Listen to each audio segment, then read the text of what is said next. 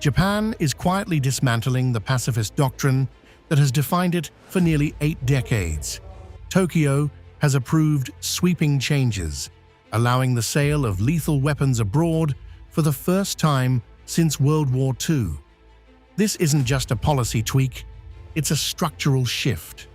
Pushing the limits of its constitution, Japan is now preparing to operate as a full-spectrum military actor. This morning, the Cabinet approved partial revisions to the 3 principles on transfer of defense equipment and technology. Revisions to operational guidelines were also approved by ministers attending the National Security Council. While the security environment surrounding our country is changing rapidly, these decisions were made to secure Japan's security and to contribute even further to the peace and stability of the region and the world. And at the core of this shift is an overhaul of Japan's defense export rules. Restrictions have been blown wide open, allowing the export of missiles, fighter jets, and combat systems to allied nations.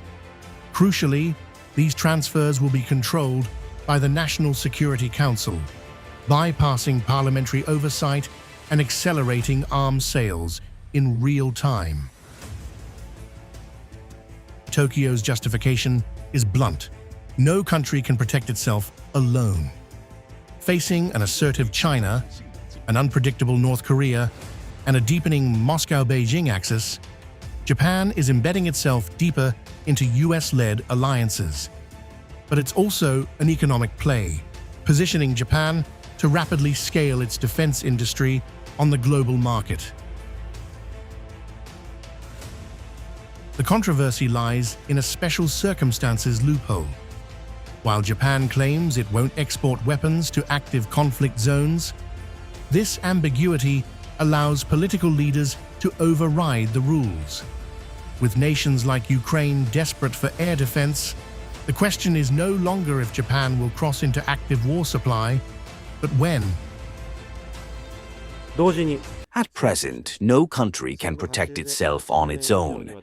In order to protect the country and the region, it is important to strengthen the deterrence and response capabilities of allies and like-minded countries by promoting the transfer of defense equipment and technology even more.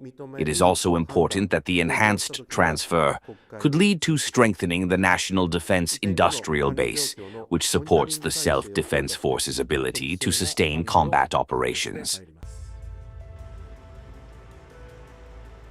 The regional fallout is already underway. Allies in Australia and Southeast Asia are eager for Japanese systems, while China warns the move will revive Asian militarism. A nation that once renounced war is officially entering the global weapons trade, reshaping the security architecture of the entire Indo-Pacific.